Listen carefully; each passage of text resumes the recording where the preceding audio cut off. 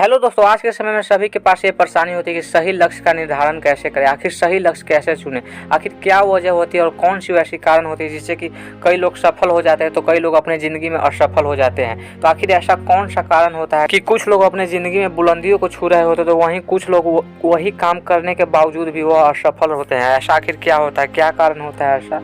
तो आइए आज उसी को जानने की कोशिश करते हैं। तो हेलो दोस्तों, मैं हूं बबलू रॉक और आइए हमारे साथ करते हैं कुछ नया सीखने का प्रयास। तो एक कहानी से सीखने की कोशिश करेंगे कि आखिर सही लक्ष्य कैसे बनाया जाए। एक शहर में बहुत ही ज्ञानी प्रतापी साधु महाराज आए हुए थे और बहुत से वहाँ के गरीब दुखिया लोग जो कि अपनी परेशानी से काफी ज्यादा परेशान थे, वो उनके पास जाते और उनकी कृपा पाने की चेष्टा करते। ऐसे ही एक दिन गरीब व्यक्ति उनके पास आया और वो अपनी परेशानी बताने लगा। महाराज जी, मैं बहुत ही गरीब हूँ, मेरे ऊपर बहुत ही कर्जा है, मैं बहुत ही परेशान रहता हूँ, मुझ पर अपनी कृपा करे। साधु जी महाराज ने उसकी दशा को देखकर उसे एक चमकीला नीले पत्थर उपहार में दिया और कहा, बालक, यह बहुत ही कीमती पत्थर है, यह तुम्हारी पीड़ा को दूर कर देगा, जाओ जितनी कीमत लगवा सको लगवा लो और अपनी पीड़ा को दूर कर लो। वे आदमी वहाँ से खुशी खुशी चल गया और उसे बेचने के इरादे से एक जान पहचान वाले फल विक्रेता के पास गया और उसे वह पत्थर दिखाकर उसकी कीमत जाननी चाहिए। फल विक्रेता बोला, मुझे लगता है यह नीला शीशा है, महात्मा ने तुम्हें ऐसे ही दे दिया। हाँ, यह सुंदर और चमकदार भी दिखता है, अगर तुम मुझे दे दोगे तो मैं इसके बदले तुम्हें 1000 रुपया जरूर दे दूंगा। वह आदमी नाराज हो गया और बोला, बस 1000? वह अन्य जान पहचान वालों के पास जाने की कोशिश की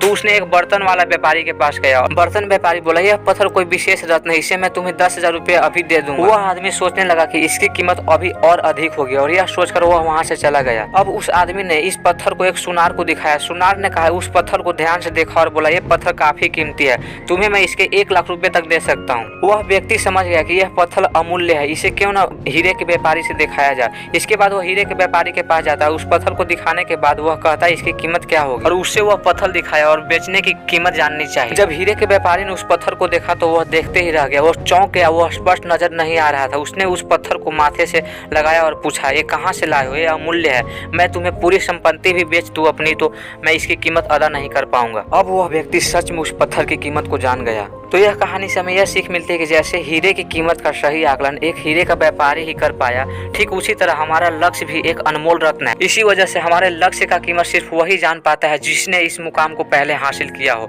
या तो हम जानते हैं। इसी वजह से दोस्त, लोगों की बात पे ध्यान न दिया जाए, क्योंकि लोग वो मुकाम नहीं प्राप्त किए हैं जो कि हमें ज्ञान दे सके। इसी वजह से ना दोस्त, वैसे लोगों की संगत में रहे जो उस लक्ष्य को पहले से ही प्राप्त कर चुके हैं और वैसे ही चीज सीखिए, देखिए, यूट्यूब वीडियो हो चाहे जहाँ से भी आप सीख रहे हो तो वैसे ही चीज को सीखे ताकि आपको लक्ष्य को प्राप्त करने में आसानी हो। अपना कीमती समय देने के लिए बहुत बहुत धन्यवाद। आई होप कि आप कुछ सीख पाए होंगे।